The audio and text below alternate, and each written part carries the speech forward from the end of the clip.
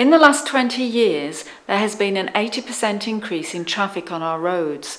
To help reduce congestion on the M6 between Birmingham and Manchester, the government proposed that the motorway be widened from junction 11A to junction 19. The problem is that things and people just travel too much, and I really mean things and people. For example, something like a third of the lorries that are on the motorway nowadays, which you see whenever you're driving on the motorway, have got food in them. To say food's being transported from one part of the country to another. Often it's grown 10 miles from your door, transported to a distribution centre 100 miles away and comes back to your house via a supermarket.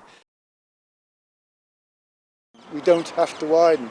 This idea of widening, it's a mistake. What they're doing is predicting a rise in traffic numbers from roughly 120,000 a day at the moment to something like 190,000 vehicles a day within the next decade. And so, of course, once they've made those calculations, an obvious problem that we have is possible congestion on the motorway in the future. So then we need to do, on that score, something about it, and widening is the plan they've come up with. The project will not be completed for 17 years, by which time the congestion will not be the major problem. So if there is a congestion problem, it's a social problem and it exists presently.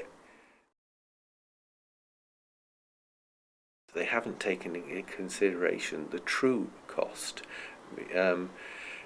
Money can only measure the transactions between people. What is most crucial at the moment is our transactions with the environment. That is not measured in any of the studies that have been done so far. According to John Gale and Professor Andy Dobson, the construction of more roads will generate more traffic and even more carbon emissions that are already choking our planet. This is a fact that is even accepted by the Department of Transport. Most people seem to think that it's something that's going to make this country nice and warm, where we can grow olives and grapes, and it's something that's going to come in over 20, 30, 40, 50, 100 years. Well, that's not the case. It could come over in the space of just a couple of years. There's been a lot of research done on it called rapid climate change.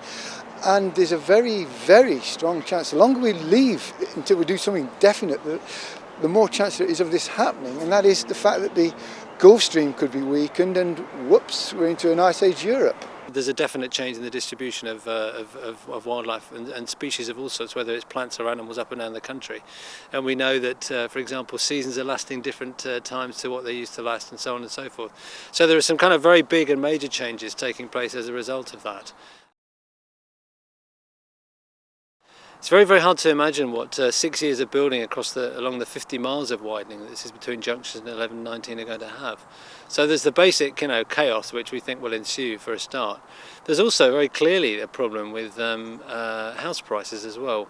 We already have anecdotal evidence that house prices are already going down, as it were, up and down the motorway, where people are getting wind of this project. And again, we have anecdotal evidence of people whose house sales are already falling through. And this is 5 years in advance of any work actually even being started. So one can imagine the effect that that's going to have too.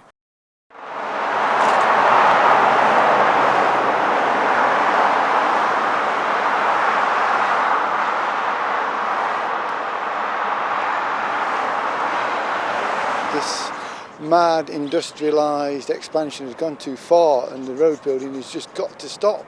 What I'm not sure about is whether people are clear that this is a problem for the here and now and not just for the future. There's a temptation, I think, to think, or a tendency to think that it's only about, it's a problem for future generations rather than this one. We feel we can do what we like. Unfortunately, we're not. We're just one small part of the world's system, and the world can operate very successfully without us. Other species have come and gone.